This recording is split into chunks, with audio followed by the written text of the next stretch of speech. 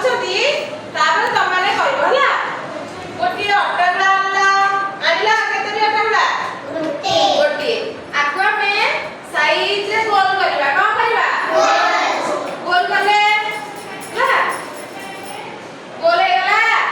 ଦେଖ ଏଇ ମଝିରୁ ଆମେ ତାକୁ ଖାଲୁଆ କରିବା। କଣ କରିବା?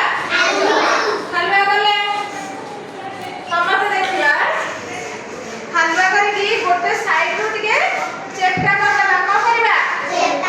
ଆମେ ମାଟି ଦୀପ ଦେଖିଲୁ ତ ଘରେ ମା ଯାଉଛନ୍ତି ଠାକୁର ଘରେ ଆଜି ସଂକ୍ରାନ୍ତି ସବୁ ମନ୍ଦିରରେ ପୂଜା ହେଇଥିବ। ଏଇ ଖାଲରେ କଣ ରହିବ? ଘିଅ। ଘିଅ ଉପରେ କଣ ରହିବ? ସଞ୍ଜ ନାଇଁ କି? ସବୁ ଏମିତି କରିବା। ଏମିତି ସବୁ କରିପାରିବା। ତମମାନଙ୍କୁ ସବୁ ଦେବି। ତମମାନେ ମତେ କରିକି ଦେଖିବ। ଯିଏ ଶୀଘ୍ର ଶୀଘ୍ର କରିବ ସେ ଫାଷ୍ଟ ହବ ହେଲା। ଗୁରୁମା ସମସ୍ତେ ଭିଡିଓ କରୁଛନ୍ତି। ଭିଡିଓ ହବନି। ଶୀଘ୍ର ଶୀଘ୍ର କରିବା। ଗୋଲ ଗୋଲ କରିକି କରିବା। ସମସ୍ତେ କରିବାକୁ ଚେଷ୍ଟା କରିବା ହେଲା।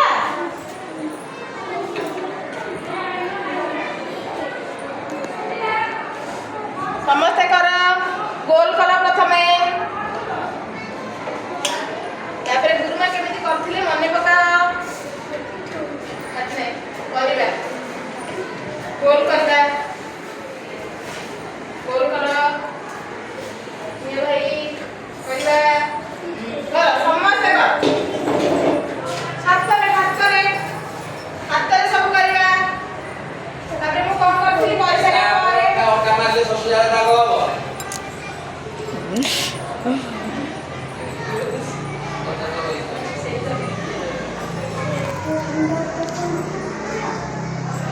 ହାତରେ କରିବା ସବୁ।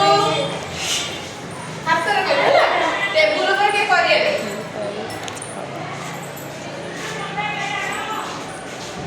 କର।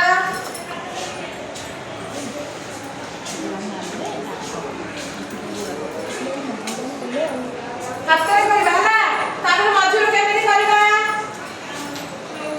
ଖାଲ କରିବା କର। ଦୀପ ମୁଁ କେମିତି କରିଥିଲି?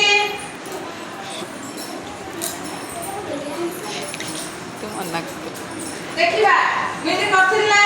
ମଝିରୁ ଆଙ୍ଗୁଠି ମାରିକି ଖାଲ କରିଥିଲି। ସମସ୍ତେ କରିବା। ଦେଖ କରିଥିଲି। ତାପରେ ମୋର କଣ କରିଥିଲି? ଚେପ୍ଟା କରିଥିଲି। କର କର ଶୀଘ୍ର ଶୀଘ୍ର।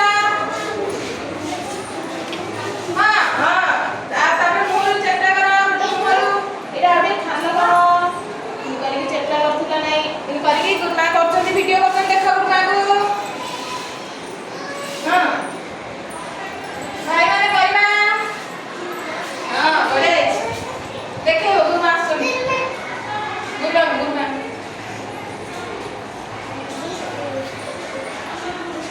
ସାଇଜରେ କରିବା।